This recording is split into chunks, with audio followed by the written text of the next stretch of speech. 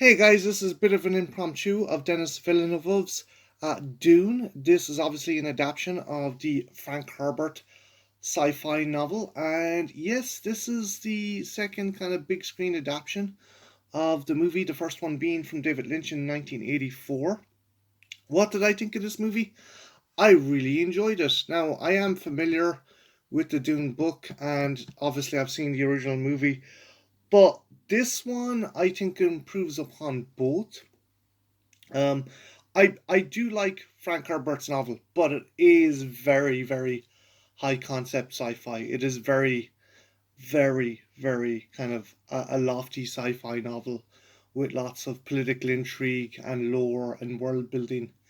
And I do think David Lynch did his best to try and get as much of that into his movie, but as a result, the 1984 adaptation was just all over the place, and it was very hard to kind of follow and kind of keep the attention of the audience.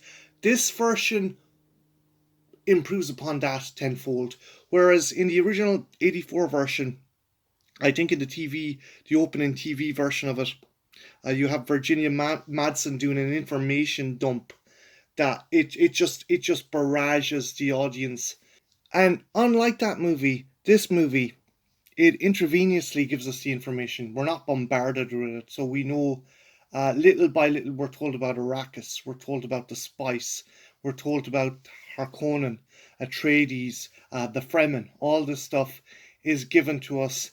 It doesn't kind of cut the fat away, but so much as streamlines it, and it works a lot better for this movie. Acting wise, the cast is fairly good. Standouts, I definitely think, are Rebecca Ferguson as Lady Jessica. She kicks arse because she is a very complex character. She is trying to balance the loyalty to her husband, Leto Atreides, the love for her son Paul, and the order she's part of. She's kind of part of these kind of sisterhood kind of slash witches who have supernatural powers that Paul actually has inherited, and she's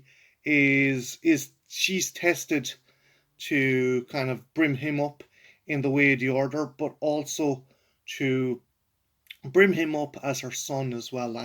And there's a lot of emotional range from Rebecca Ferguson in this movie because again, she's a mother, she's a protector, but she also has her own agenda, and that works really well.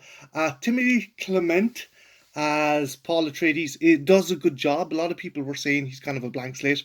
I don't think so. I think he portrays this young man who has so much pressure put upon him, be it from his father, who's saying, "Look, you're going to be the head of House Atreides," and then from his mother, who's saying, "Oh, you're going to be part of a new kind of a new race, a new order that's going to make the universe better."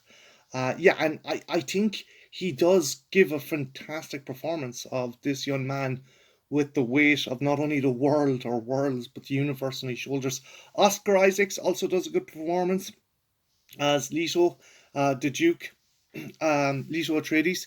He is both strong in his foresight and very noble, very kind of a very kind of virtuous individual who cares about people. There's a very impressive scene where he goes out of his way to rescue some workers from a spice harvester, and that's actually a standout scene. I'll get back to that. But yeah, you get to see there is a strong leader, but a man filled with compassion who genuinely loves his son. There is a connection there. You do believe that Paul is his son. You do believe Timothy Clement is Oscar Isaac's son in this movie, and there is a bond and a connection there, and it works really well. Other cast members: Josh Brolin as Gunnery Haliak. He does a fantastic performance as this kind of grizzled warrior who is thoroughly devoted to the Duke, and he's kind of like always at his side, and he's also trying to teach Paul the ways in using weapons and stuff, and there is kind of a master kind of protege connection between them. Stellan Skarsgård as Baron Harkonnen or Harkonnen. Harkonnen. I'm apologies about the name. He is creepy as fuck. A lot more creepy and a lot less silly than the Baron in the original story book, in the original 1984 movie. Um, there's just something creepy and vile about him, and he's a lot more sinister. I think Strasgard kind of took elements of Marlon Brando in Apocalypse Now, particularly the opening, his introduction, where he's in the kind of sauna and he's like washing the sweat over his head. I like that. You also have Jason Momoa as Duncan, who's like Paul's best friend, and he's essentially kind of a badass. It's Jason Momoa. That's what you get him for. He's uh he's kind of the dashing kind of Errol Flynn badass who's best friends with Paul, and kind of like he kind of teases Paul and stuff, but he gives a good performance as well. Uh, I noticed the majority of the marketing was about Zendaya. She is barely in the movie. Her and Batista are like blink and you'll miss it. They're not in the movie that much. But yeah, by and large, the cast is really good.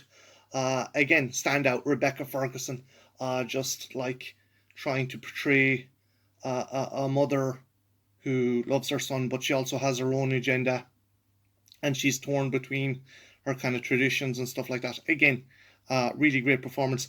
Visually, I cannot fault this movie. This movie is absolutely fucking gorgeous. Not even talking about the visual effects. The movie itself is absolutely a feast for the eyes. And if you've seen Blade Runner 2049, it should be no surprise. Denis Villeneuve is no stranger to sci-fi. He does a really good job framing the shots, kind of coloring the shots. Um, Probably there's a absolutely gorgeous shot of the sisterhood coming off a shuttle in the rain, and it looks like something Caravaggio would have painted. He does a fantastic job. Um, yeah, again, it's an absolute feast for the eyes. Some of the set pieces are amazing as well. As I said before earlier on, where the Duke rescues the men from the spice harvester. That's an absolutely gorgeous scene, but it's also intense. One thing I think people might kind of might be a bit kind of disappointed in is in the action. Um, this is high concept sci-fi. This isn't like space wizards or space cowboys. This is Frank Herbert's Dune. That's like it's one of the big kind of high concept sci-fi novels. So if you're expecting Star Wars, or if you're expecting like Return of the Jedi, or if you're expecting a Marvel's movie, yeah, no, you're going to be disappointed. This is a heavy sci-fi story with a lot of political intrigue, a lot of lore, and it's definitely not going to be for everyone. It is accessible. It is accessible to people who have not read the novel, but I do think that if you go in expecting The Force Awakens, you're going to be very disappointed. That said, when the action scenes do kick off, they're awesome. There's a particularly cool scene where the settlement is attacked by Baron Harkonnen's men, and it's pretty cool. It's a lot more kind of visceral than the kind of things we've seen in Star Wars. Yeah, it's an awesome movie. Again, if I cite any other criticisms about it, it does plot a bit, and this is broken into two parts. So, like, people are compared to the Lord of the Rings. Not so much. This is essentially the first book broke into two, and where the original story did not kind of deviate or did not end. at a specific time. This this cuts off at like roughly the halfway point of the first book. There's other books as well, whether or not Villeneuve will do say Children of Dune or the like, I don't know, but it does leave you wanting more. And I enjoyed it. I enjoyed it. I I think I had an advantage knowing a bit about Dune going in, and I think it will help. But this is one movie that does not isolate the audience or the viewer if they haven't seen the original '84 movie or read any of Herbert's books. So essentially, you do get easy access to the story, but it's not going to be for everyone. If you're expecting Star Wars or if you're expecting Avengers, this won't be for you. But yeah, definitely check it out. It's probably kind of like a very cool take and probably the best representation of the Dune story. Again, the '84 movie, Lynch's heart was in the right place, but I just think there was too much going on. There was a mini series with I think William Hurt and James McAvoy that was like, it was a bit very sci-fi made for TV, but this I think captures it really well. That said, I would have still loved to seen Jodorowsky's Dune with Salvador Dali and Salvador Dali and Orson Welles and a giraffe apparently. But yeah, guys, have you seen this movie? If you have, let me know and leave your thoughts in the comments below. And yeah, have a good one. Take care. Oh, bye now.